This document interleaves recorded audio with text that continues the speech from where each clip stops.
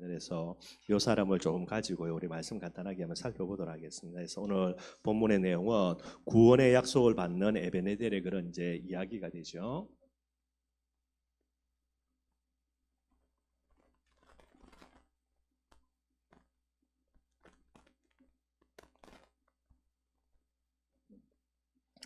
가정의 달에서 여러분들 계속해서 올 한 달 동안에 하나님의 마음에 맞는다라는 비밀 가지고 조금 말씀 전가하고 있습니다. 계속해서 반복되는 거지만은요.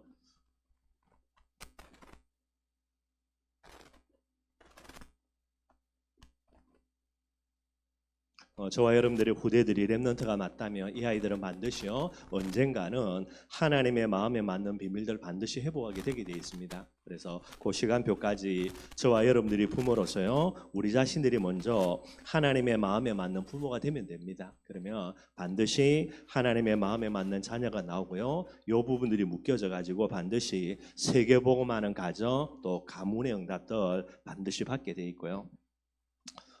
중요한 건 아니지만 여러분들 그죠? 수직 문화 요거 간단하게 이야기하는 겁니다. 그래서 수평 문화라는 거는 뭐냐니까 이제 표면 문화라고 하는 게 드러나 있는 부분들, 한마디로 여러분 그죠? 지금의 이제 세상 문화라 그래요. 요즘에도 여러분들 우리하고 완전히 다르거든요. 생각 다르고 여러분들 모든 게 다르더라고요. 그래서 왜 그러냐? 얘들의 문화 자체가 이제 우리와 다른 부분들이 됩니다. 그래서 수평 문화, 세상의 여러 가지 문화 그렇게 이야기하고요. 반대로 여러분들 수직 문화라는 게 있어요. 수직 문화는 계속 윗대부터 아래로 계승되어서 가는 그런 형태가 됩니다. 그래서 간단하게만 참고하시면 되고요. 근데 뭐가 문제냐? 지금 여러분들 말세지 말이죠. 그래서 사단이 완전 발아가는 그런 시대가 됩니다. 그래서 이 시대의 특징이 뭐냐니까 수평 문화가 급격하게 발전하는 거예요. 얼마나 빨리 발전하느냐 도저히 못 따라갈 정도입니다. 또요, 이 시대는 또 이제 영적인 여러 가지 부분들이 있기 때문에 수직 문화라고 합니다. 윗대로부터 내려오는 여러 가지 문화들이 정말로 퇴보하는 그런 시대가 되는 거예요. 그래서 정말로 이 비밀들을 가지고 그대로 그냥 이 부분들을 가지고 가다 보면요 반드시 세대 간에 뭐가 차이가 나냐, 세대 차라 그럽니다. 막을 수가 없습니다, 여러분들. 실제로 여러분들 그죠? 직장에 많은 사람들이 일꾼을 이제 새로 들어온 애들 뽑는데 도저히 모른다는 게 안 통하니까. 옛날 같으면 여러분들 회사를 그만둘 때 뭐라는 겁니까? 사직서 써 내려가가지고 내가 이런 일을 보면서 그만두겠다. 그리고 이제 상사들이 왜 그러냐 여러 가지 이야기하죠. 요즘 그 말 자체를 못해요. 니 왜 그만두냐 이렇게 말을 한다. 내가 그만두면 네가 뭐냐 이런 식으로 나온다 그래요. 그리고 사표 던지고 나가버립니다. 옛날에 우리 같은 경우 나가면 안 되지. 그죠? 나갈 땐 나가더라도 새로운 사람 뽑혀질 때까지 인수인계 해줘야 되잖아요. 요즘 막 그런다는 거예요, 여러분들. 그러니까 이 사람들이 도대체 자기 머리는 이해가 안 되는 거죠, 여러분들. 그래가지고 옛날에 여러분들 그죠? 이 사람들 고생하다 상사 됐는데 지금 밑에 있는 애들 때문에 머리 빠개지고 터진다 그러더라고요. 예, 다른 부분이 됩니다, 여러분들. 그러니 이런 여러 가지 때문에 뭐가 계속해서 생기냐, 이제 세대차라는 부분 때문에 많은 갈등들이 생겨져요. 그래서 저와 여러분들이 이 수평 문화라는 이 비밀들을 생각하고 앞으로 많은 시간이 지나고 난 다음에 이대로만 가면요 여러분들하고 여러분들의 자녀들하고 말이 안 통하고요. 그 다음에 손자 손녀들 태어났다 그냥 할아버지 할머니고 손자 손녀지 그 이상은 아무것도 없습니다, 여러분들. 그런데 이런 부분들을 이겨낼 수 있는 게 뭐냐, 이게 이제 수직 문화라 그렇게 이야기합니다. 이 부분들을 반드시 여러분들 계속 심어 나가야 되는 게, 제일 큰 수직 문화가 뭐냐, 그게 영적인 비밀이고요, 그게 여러분들 복음입니다. 아무리 세상의 문화가 발전되어서 수평 문화가 어마어마하게 발전된다 하더라도요, 아버지가 갖고 있는 복음이 아들에게 전달됐다, 아무리 이 아이에게 어마어마한 문화적인 영향이 있다 하더라도 시간 가면 갈수록요 아버지하고 아들하고 소통되게 돼 있어요, 여러분들. 이 비밀들을 우리가 올바르게 이제 자녀들에게 이야기해 놓지 아니하면은 나중에 가서 여러분들 이 갈등 가지고 많은 부분들 어려움 당할 수밖에 없게 되게 되는 게 실제로요. 그래서 왜 복음 가지고 계속해서 하나님의 마음에 맞는 자녀를 키워야 되냐, 시간 지나가지고 여러분들 이 부분들이 되게 되는 겁니다. 안 그러면 소통 안 돼요, 여러분. 다 단절되고요. 그래서 그냥 간단하게 그냥 한번 이해하는 차원으로 잠깐 이야기를 했던 거고요. 그래서 반드시 저와 여러분들이 어떤 사람이 되어야 되냐, 하나님의 마음에 맞는 부모지요.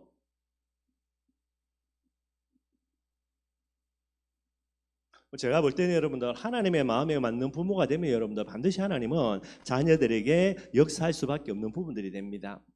그래서 자녀를 두고 몇 가지 우리가 꼭 고백하고 기도해야 될 거, 그 내용들이 있겠죠. 여러분들 내 자녀는 내 것이 아니고 하나님의 것이라는 거 반드시 저와 여러분들 고백돼야 되고요. 뭐 이걸 갖다가 내가 낳았기 때문에 내 새끼다 그래가지고 내 뜻과 내 계획대로 그게 죄고 그게 욕심이 되는 겁니다. 그래서 반드시 뭐 사단의 역사는 제일 중요한 통로가 되게 돼 있고요. 내 것이 아니라 하나님의 것이 맞기 때문에 뭐 해야 됩니까? 하나님의 마음에 맞아야 돼요.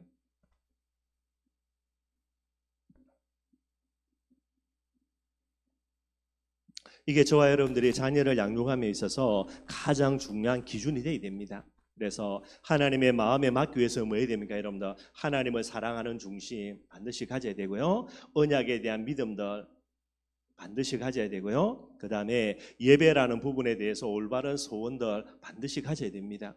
그렇게 저와 여러분들이 키워나가야 되는 거예요. 그리고 왜 이렇게 키워나가야 되냐? 이 아이의 문제는 어떤 문제입니까? 결국은 창세기 3장 문제예요. 말세지 말입니다, 여러분들. 창세기 3장 문제가 여러분들 폭포수처럼 곳곳에서 터져 나오는 시대가 돼요. 이 시대에 우리 아이들을 어떻게 해요? 하나님의 마음에 맞는 자로 키워야 됩니다. 그래야 하나님이 보호하사 되고요. 이 창세기 3장 문제의 해답이 뭡니까? 결국은 언약이고요. 언약 속에서 주어지는 은혜, 예배라는 부분들이 되는 거예요. 그래서 이 비밀을 늘 생각을 하시고 우리의 자녀를 어떻게 키울 것인가 뻔히 답 나오는 부분들이 되죠. 그래서 저와 여러분들 하나님의 마음에 맞는 부모가 되기 위해서 네 가지 이야기했습니다. 제일 처음에 하나님의 해답요. 저와 여러분들을 통해서 자녀들에게 하나님의 해답 반드시 전달돼야 됩니다. 그리고 중요한 거요. 믿음을 지켜주는 부모 반드시 돼야 되겠죠. 여러분들 내 자녀를 내가 안 믿어준다. 세상에 누가 우리 자녀 믿어주겠습니까? 그래 여러분들 모든 사람들이 우리 자녀를요 비난하고 공격하고요 어떻게 하든지 끌어내리려고 하고 그게 지금 세상이니까요. 그런데 저와 여러분들조차도 믿어주지 아니한다. 얘가 여러분들 어디 가서 여러분을 기댈 수 있겠습니까? 그래서 부모는 여러분들 어떤 부분이 있다 하더라도 자녀를 믿어주는 부분들이 돼야 되고요. 믿어주고 싶은데 안 되죠. 왜 그러냐? 하나님에 대한 믿음이 내게 없고요. 언약에 대한 믿음이 없으니까 자녀를 믿어줘야 되는데 믿어줄 내용이 없어서 그런 거예요. 그래서 반드시 이 비밀 생각을 해야 되겠고요. 세 번째 뭐 해야 됩니까? 영적 싸움. 이거 싸워주는 부모가 돼야 됩니다. 최고의 부모입니다, 여러분들. 결국은 우리의 자녀가 렘넌트가 맞다. 100% 사단은 역사하고요. 이걸 뭐 해야 됩니까? 부모들이 계속해서 꺾어주는 영적인 싸움도 꼭 해나가야 되는 거죠. 그래서 다른 건 모르고요. 영적인 싸움의 비밀을 아이에게 전달해 주면요. 아, 엄마가 아빠가 나를 위해서 영적 싸움 싸워주는 그런 기도의 귀한 발판이 되구나. 여러분들 아무리 요놈이 대가리 커도 부모님 무시하고 부모님 뭐 비난하고 그럴 수가 없게 되는 거예요. 그리고 마지막으로 뭐 해야 됩니까? 이 비밀 가지고요. 늘 언제나 자녀를 위해서 기도할 줄 아는 이 비밀도 늘 가져야 됩니다, 여러분들. 이게 제일 큰 부분이 됩니다. 어려움 당할 수가 있거든. 근데 이 자녀들의 마음속에 어디지만 좀 내하고는 떨어지만은 나를 위해서 어머니 아버지가 오늘도 계속해서 기도하고 있다라는 거, 이 부분들이 여러분들 배경으로 딱 든든하게 가지고 있어야 되는 거예요. 그러니 어디를 가든 어떤 문제 속에 있든지 간에요. 엄마 아빠가 나를 위해서 간절히 기도한다라는 이 딱 든든한 배경 가지고요. 든든하게 이제 여러 가지 부분을 해나갈 수 있게 되는 거예요.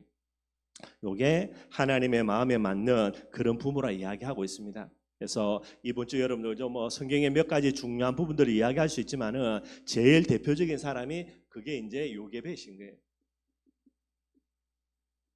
성경에 보니까 여러분들 이제 요게벳이 나중에 이제 뭐 아들이 하나 있고 딸 하나 있죠. 그죠? 아론과 미리암이 있는데 하나님의 특별한 계획 속에서 아이 태어나면 죽는데 근데 이제 아이가 임신이 된 거예요.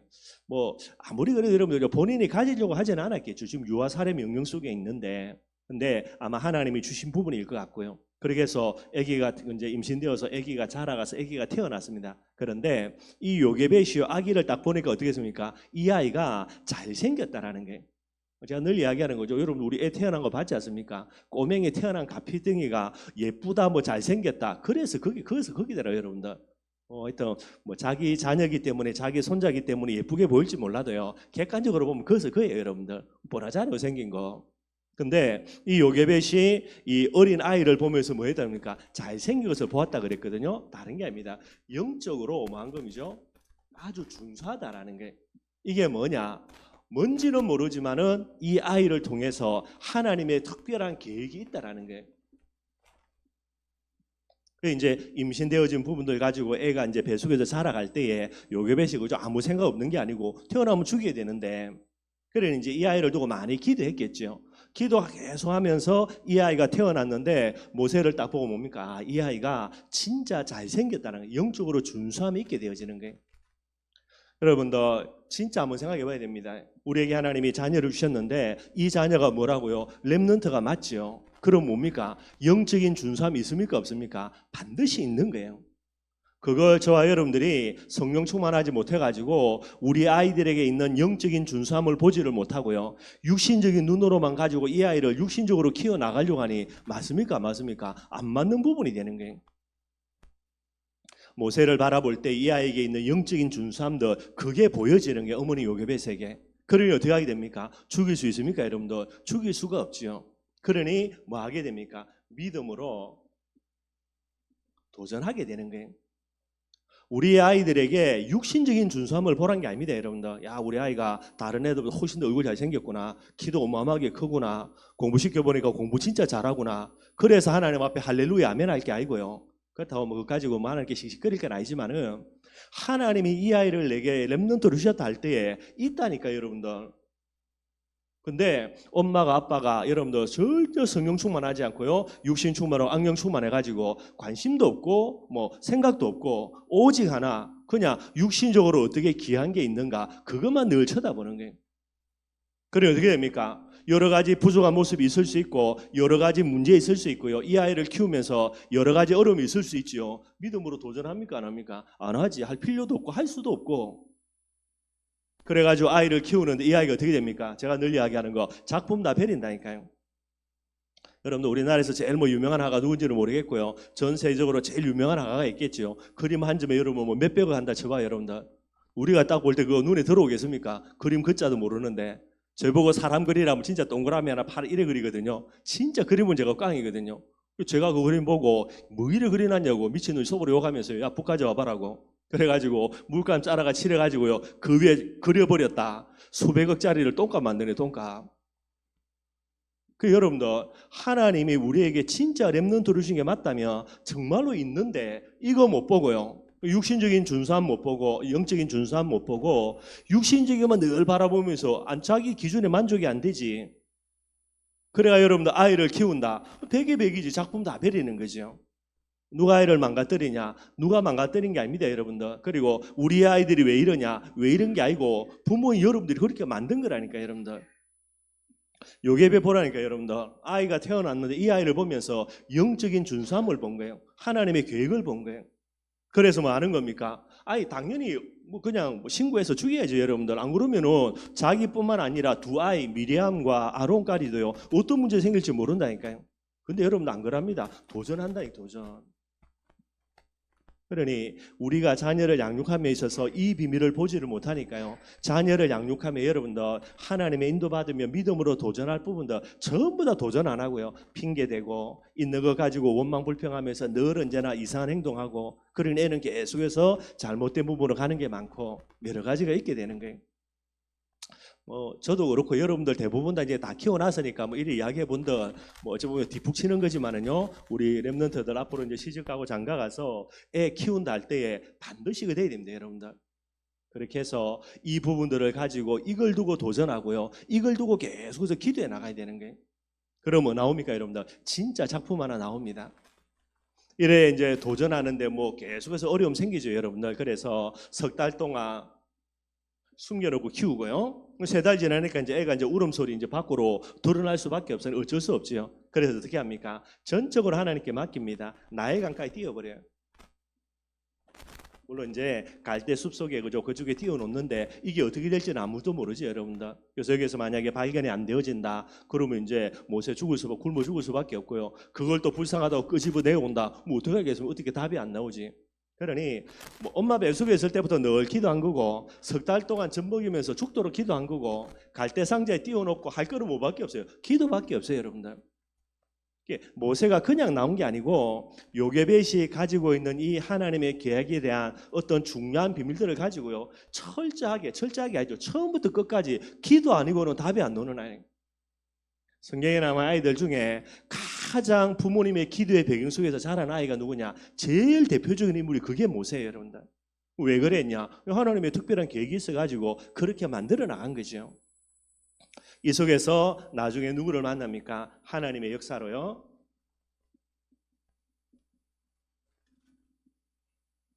이제 바로 공주의 아들이 되게 됩니다.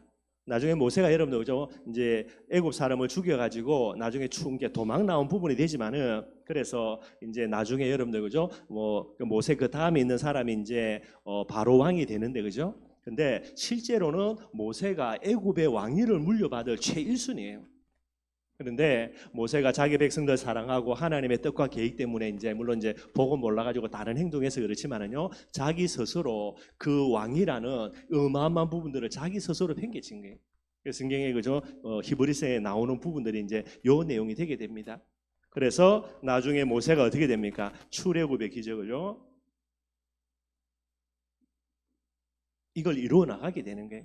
모세가 대단한 거 맞죠, 여러분들? 그런데 정말로 중요한 거 요게벳의 헌신입니다. 그래서 우리의 자녀가 렘넌트가 맞다. 뭐로 키워야 됩니까? 오직 복음으로, 오직 믿음으로, 오직 기도로 그렇게 키워야 돼요. 여러분들의 마음속에 지금도 마찬가지입니다. 이제는 여러분도 뭐 우리 애들도 대가리 다 컸으니까 여러분들 심지어 시애기도 이제 잔소리하는 거 싫어하거든요.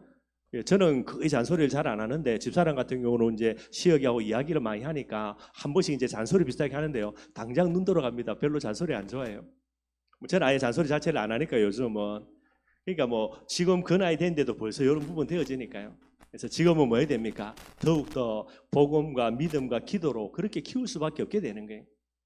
근데 이 비밀로 키워야 우리의 자녀들이 렘넌트로 정말로 잘 살아가게 되는 거예요. 지난해 여러 가지 과정들 우리가 아이들 키우면서 실수한 것들 또다시 반복하면 안 되니까요. 지금도 늦지 않았고요. 우리 아이들에게 뭐를 봐야 됩니까? 영적인 준수함. 그죠? 제가 이제 우리 아이들 쭉 보니까 참 감사하더라고요. 뭐 다들 모자라고 부족한데 그래도 이 부분에 그죠? 큰 건 아니지만 나름대로 갖고 있더라고요. 그래서 참 제가 이번에 감사하더라고요. 그리고 우리 교회 애들 랩런트들 보면 여러분들 뭐 다 뭐 춘천 현장에 있으니까 뭐 훌륭하고 똑똑하고 공부 잘하고 그럼 다 서울 갔겠지 여러분들. 근데 부족하고 연약한 부분들이 많은데 참 이게 애들에게 보여지니까 참 제가 감사한 부분들이 되더라고요. 저와 여러분들 다른 거 없습니다. 반드시 봐야 돼요. 믿음의 눈을 떠서. 그래놓고 그 다음 거 전부 다 도전하면 됩니다. 그러면 반드시 이 비밀을 가지고요 하나님이 진짜 작품 하나 만들어 나가는 거예요. 아마 여러분들 이제 뭐 요게벳도 그렇고요, 뭐 아버지 그 아므람도 그렇고 죽어서 천국 가는 부분 되겠죠. 하나님의 요게벳이 니 뭐 하다 왔냐? 간단합니다, 여러분들. 나 뭐 하다 왔죠? 모세 출애굽하는 모세 만들어 놓고 왔습니다. 그걸로 게임 끝이에요, 여러분들. 뭐 했냐, 잘했냐, 못했냐 따지고 묻지도 않고요, 한 방으로 깨끗하게 끝나는 거예요. 이게 여러분들 후대의 비밀들이 되게 됩니다. 그래서 뭐 계속했던 말씀이지만은 꼭 좀 여러분들이 기억하시고요. 지금도 늦지 않았고요. 우리 후대에서 뭐 봐야 됩니까? 이거 봐야 돼요. 본인들도 모를 수 있거든요. 이걸 보고 그 다음에 계속해서 기도해주고 그 다음에 계속해서 결정적인 순간에 믿음 고백해주면서 성령인도 받도록 도와줘야 되는 거예요. 오늘 본문 말씀 좀 살펴보도록 하겠습니다. 제가 이제 조금 건너뛰어 가지고 39장으로 가는데 여러분들 그죠? 뭐 37장부터 간단하게 내용 한번 살펴보면 됩니다.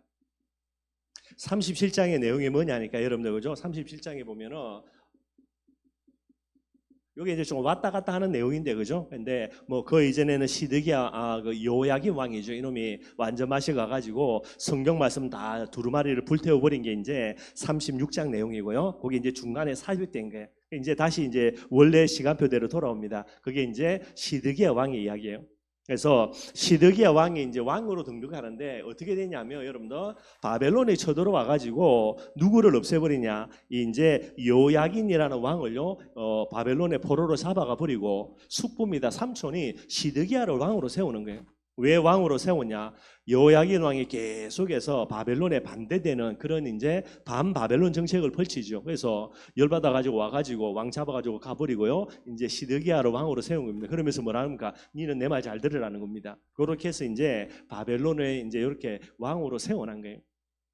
근데 뭐 그렇다고 해가지고 바벨론 말 잘 들으라, 뭐 우리가 뭐 이렇게 독립운동인데 이런 개념이 아니고, 제일 중요한 거 하나님이 뭐라고 이야기하냐면 바벨론에 항복해라라는 거거든요. 이게 이제 예레미야를 통해서 계속되는 말씀이에요. 그런데 시드기야 왕이 그 앞에 와 요야긴 왕이 잡혀서 이제 끌려가 버리고 지가 왕이 되면은 아 이거 뭔가 있구나 생각을 해야 되는데, 이것도 영적으로 완전 도래의 돈, 완전 아무 개념이 없고, 그래가지고 시드기야 왕이 또 어떻게 하냐? 반바벨론 정책입니다. 뭐 그럴 수는 있지만은요, 이게 뭐가 되냐? 하나님의 말씀에 반대의 그런 형태로 가게 되는 거예요. 반바벨론 정책을 펼치니까 어디하고 동맹을 맺습니까? 애굽하고 동맹을 맺습니다. 이거 보고요 더 열받아 가지고 바벨론이 쳐들어오지요. 그래서 이 예루살렘 성을 딱 이런 포위해 가지고요 약 한 이제 뭐 2년 넘게, 횟수로 하면 3년인데 2년 조금 넘어요. 그 기간 동안에 포위를 해버립니다. 여러분들 뭐 안에 굶어 죽는 사람부터가 엉망진창이죠. 그래가지고 하도 어려우니까 이 시드기야가 애굽에 이제 원조를 요청합니다. 우리가 지금 포위돼 가지고 다 죽게 됐으니까 우리 좀 도와주라. 우리가 너하고 동맹 맺지 않으냐 이래 되는 거예요. 그래서 이때에 이제 어떤 일이 나냐? 애굽이 군대를 조직해 가지고 있는 군대를 끌고 와 가지고 이스라엘 남쪽 유다를 도와주려고 이제 군대를 데리고 이제 출군을 해서 예루살렘으로 오고 있습니다. 요래되니까 이 예루살렘을 포위하고 있던 바벨론들이요 이제 쳐들어오니까 요 계속 있다가는 앞뒤로 사이에 낑기게 되죠. 그래서 잠시 포위를 풀고 어디로 가냐? 그래 알겠다고 애굽 너희들 한번 붙어보자 해가지고 포위를 풀고요 군대를 데리고 애굽과 전쟁하려고 이제 그쪽으로 나아가는 거예요. 그러니까 애굽이 원래는 마음 먹고 한번 붙어보려고 왔는데 쟤들이 내려오니까 이게 겁이 나는 부분도 있고, 아마 또 애굽의 여러 가지 사정도 있는 것 같아요. 하나님은 그렇게 작업을 다 해버린 거죠. 그렇게 해서 보따리 싸들고 싸우려고 오다가 다시 가버립니다.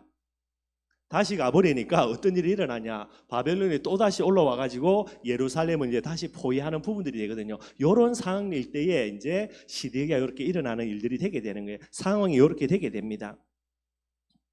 그래서 잠시 이제 바벨론이 이제 포위를 풀고요 애굽하고 전쟁하려고 내려간 사이에 요때에 시드기야 왕이 예레미야 찾아와 가지고 야 우리가 지금 이렇게 됐으니까 그래도 네가 아무리 뭐 이래도 나라 이 유대와 예루살렘을 위하여서 구원에 관련된 부분들을 가지고 하나님께 기도해 달라라는 거예요. 뭐 얼마 전에 한번 했고요, 그죠? 아마 여러분 기억할 겁니다. 또 다시 이걸 이야기를 하는 거예요. 사람 보내가지고 이 예레미야에게 야 제발 좀 이게 어려운데 뭐 니도 어려운 거 아니야? 그래서 우리를 위해서 하나님께 좀 기도해서 우리가 좀 이 어려움에서 바벨론의 침공에서 구원받도록 하나님께 기도해 달라라는 거예요. 그런데 예레미야가 뭐라고 예언하냐? 그죠? 뭐라고 예언하냐면요. 지금 이제 포위가 풀려졌잖아요. 애굽하고 이제 싸우려고 바벨론에 내려갔으니까. 예레미야가 예언하는 거, 애굽에 지금 이제 전쟁 때문에 예루살렘에 그런 포위가 풀려졌는데 얼마 있지 않아서 다시 포위된다. 요거 다시 예언하고요. 그 다음에 예언한 요 포위된 이후에 완전히 망해가지고 전부 다 다시 포로로 잡혀간다. 뭐 일관성이 있습니다. 끝까지 뭐 이야기하는 거예요.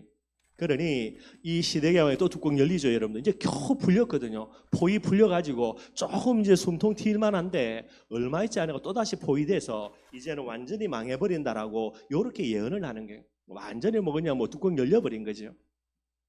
그렇게 해서 이 예레미야를 어떻게 합니까? 여러분 감옥에 가다 버립니다.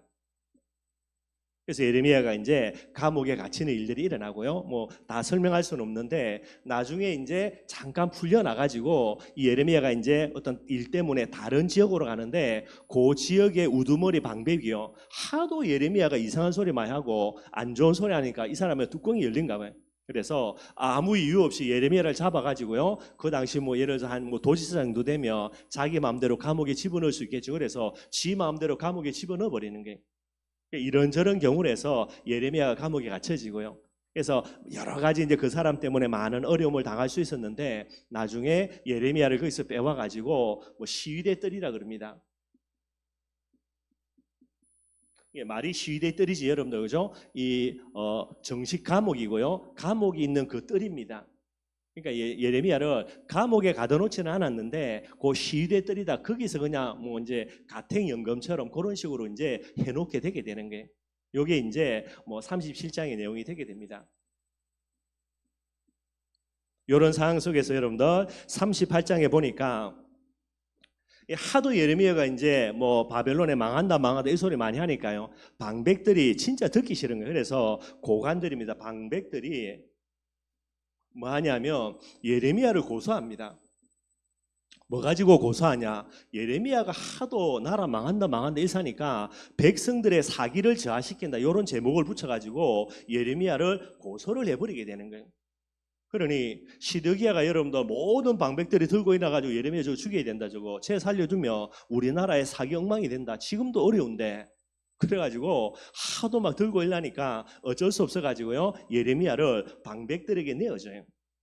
그러니까 이 방백들이 어떻게 하냐? 예레미야 저거 죽여야 된다 그래가지고 여러분들 깊은 우물 속에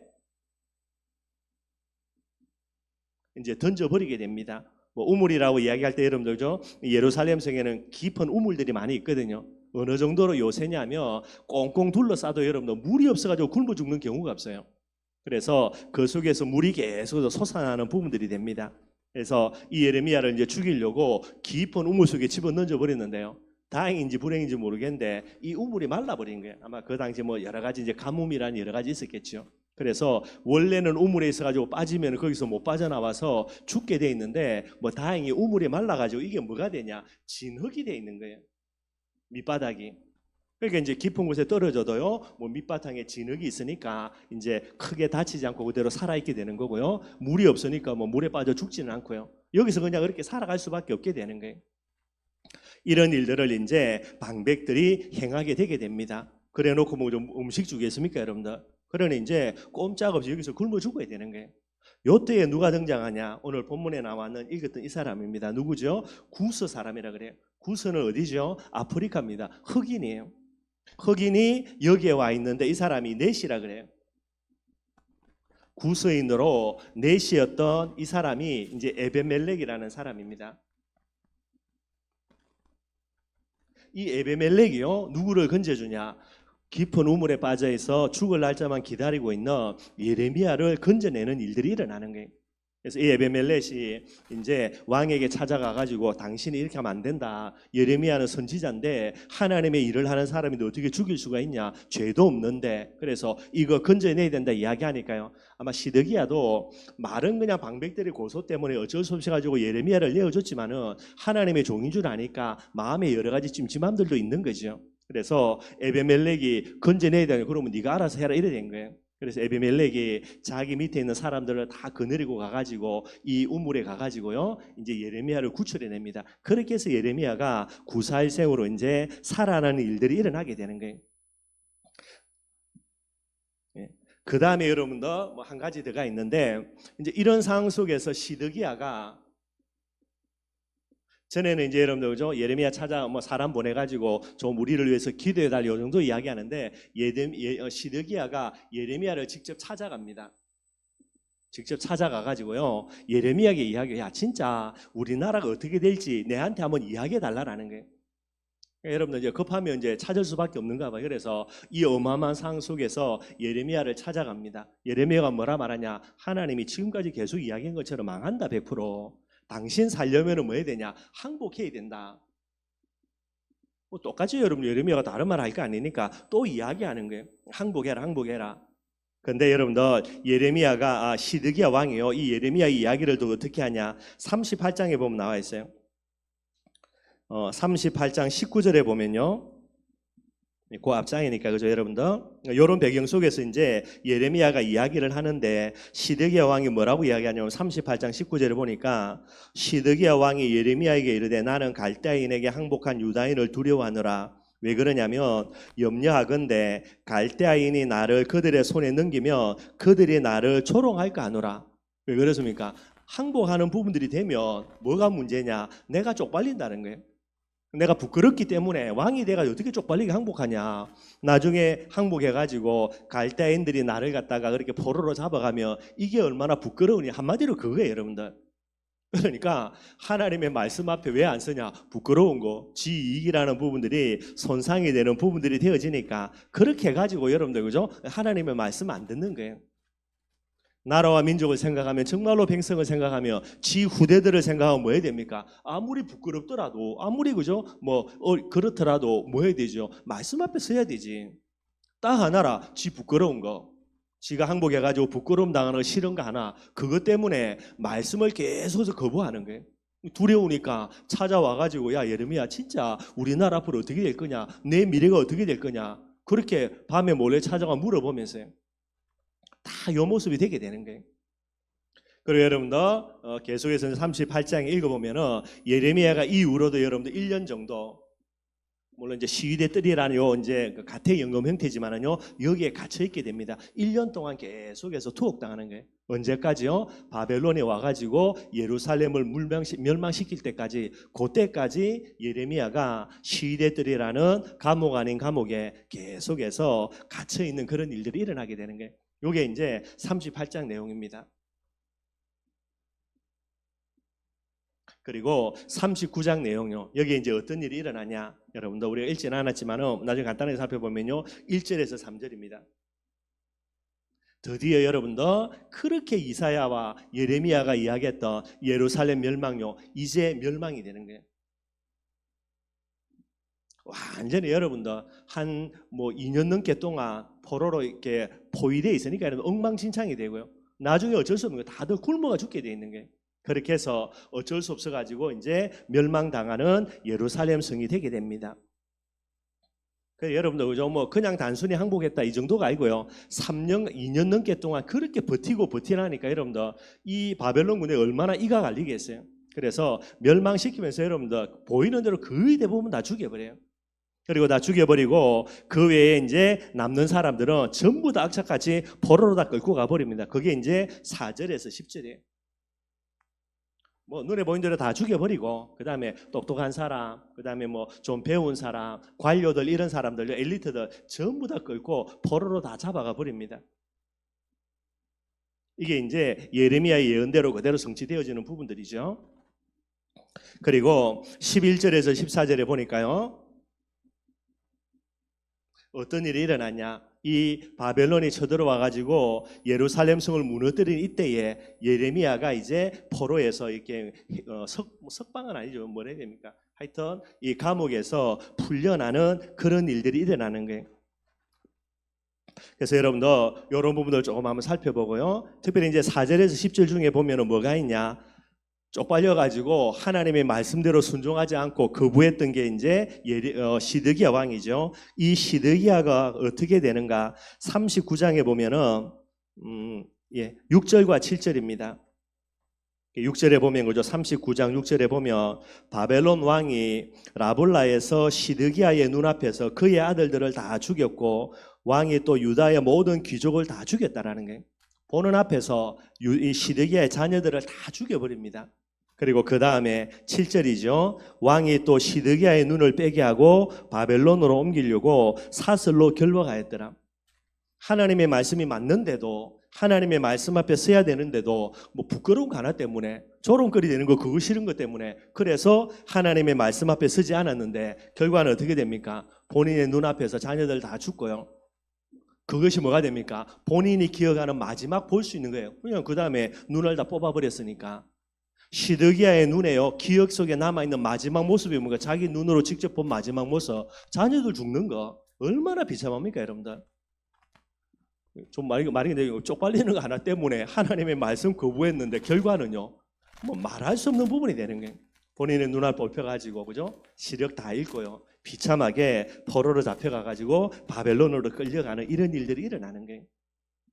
여러분들 말씀만 믿었으면 절대로 그리 하지 않을 텐데 그죠? 잠깐 부끄러운 게 뭔 중요합니까? 나중에 망하는 부분인데 근데 반드시 이렇게 성취된다라고 이야기하는데도요. 나는 부끄러운 거 이렇게 조롱거리 되는 거 싫으니까 안 지키겠다. 이게 조롱되는 문제가 아니고 이런 일들이 이 시드기야 왕에 일어나게 되는 거예요. 그리고 이제 아까 얘기했던 대로 11절에 14절에 그죠? 예레미야가 풀려나죠. 여러분 보면요.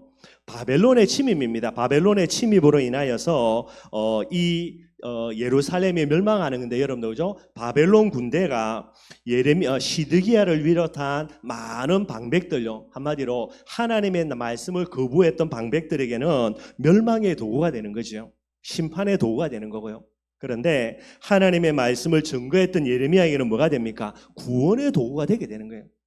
똑같은 겁니다. 똑같이 바벨론 군대가 쳐들어와가지고 예루살렘을 멸망시켰습니다. 그런데요, 시드기야 왕에게는 멸망의 도구, 눈 뽑히고 자녀 다 죽는 멸망과 저주의 도구.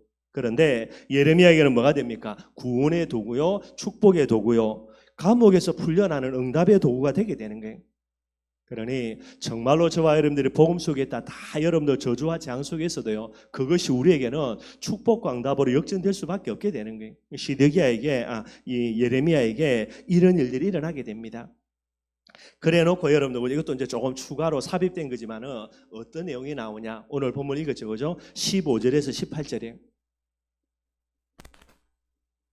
멸망당하기 전입니다. 멸망당하기 전에 15절에서 18절에 이 에베멜렉에게 하나님이 예레미야를 통해서 말씀을 주십니다. 그 내용이 뭡니까? 구원받는다라는 거예요. 오늘 읽었던 내용이 그거예요.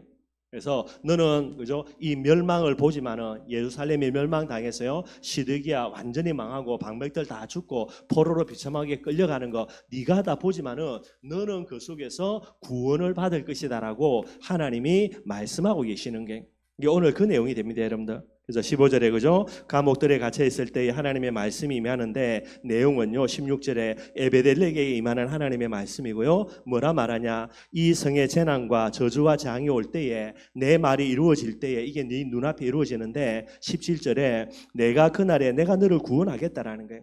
그리고 그 두려워하는 사람들의 손에 너를 넘기지 아니하겠다라는 거고요. 18절입니다. 내가 반드시 너를 구원할 것이다. 네가 칼에 죽지 않고 내 생명을 노랑물처럼 이렇게 얻게 될 것이다라고 이렇게 이야기를 하고 있는 거예요. 다 죽습니다, 여러분들. 뭐 그렇게 언약의 자손부터 해가지고요, 하나님께 제사 제령하는 그런 귀중한 비밀을 가진 이 남중 유다 모든 백성들요, 한 놈도 구원받지 못해 다 죽어요. 누가 구원받습니까? 이방인입니다. 구서 사람, 그죠? 흑인이고 이 사람은 구원을 받게 되는 거예요. 근데 하나님이 이야기합니다. 왜 구원해 주냐? 18절 하반절에 뭐라 그랬습니까? 이는 그 이유는 네가 나를 뭐 했다고요? 믿었다는 거. 믿음이. 뭘 믿었습니까, 여러분들? 다른 거 아니죠. 예레미야의 말을요 믿은 거예요. 그 말을 믿고 예레미야를 구원해 주려고 생명 걸고 이렇게 노력하면서 실제로 예레미야를 건져줬지요. 이거 하나 때문에요. 하나님이 이 에베델렉에게 저주와 장애 멸망의 때 내가 너를 지켜주고 너를 구원해 주겠다 약속하시는 거예요.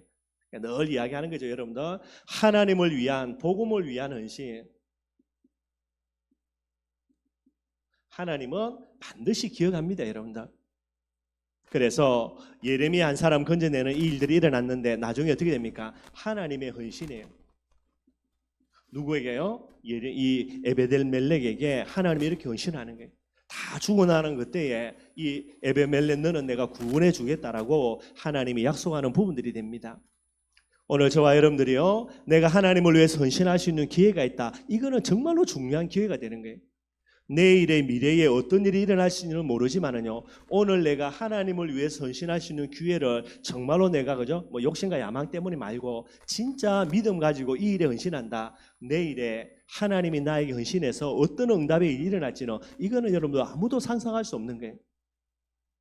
이 응답을 누가 받느냐? 구서인입니다. 그것도 여러분들 넷이라니까요, 그죠? 어쩌면 참 비참한 거죠, 여러분들. 그런데 이 사람이 이 응답을 받게 되는 거예요. 그래서 결론으로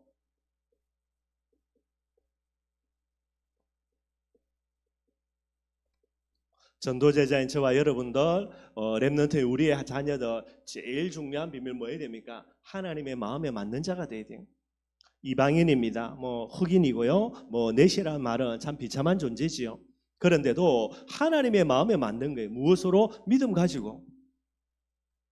그러니 이 사람은 뭐가 됩니까? 하나님의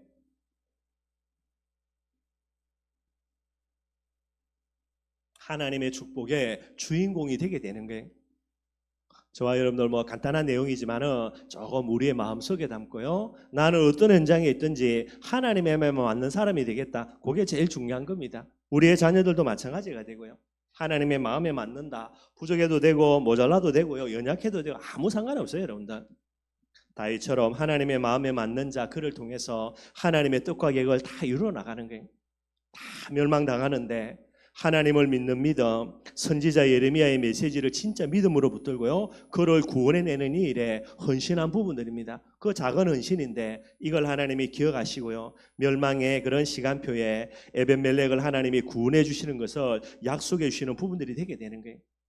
꼭 여러분 이 비밀 기억하고요, 어디에 있든지 간에 하나님의 마음에 맞는 자, 하나님과 복음을 위해서 헌신하는 자, 그래서 결정적인 순간에 하나님의 헌신의 축복과 응답을 누리는 자, 그게 저와 여러분들이 되어야 되겠죠. 그래서 이 축복들 가지고 늘 기도하는 저와 여러분들이 되기를 바랍니다. 우리 321장입니다. 찬송가.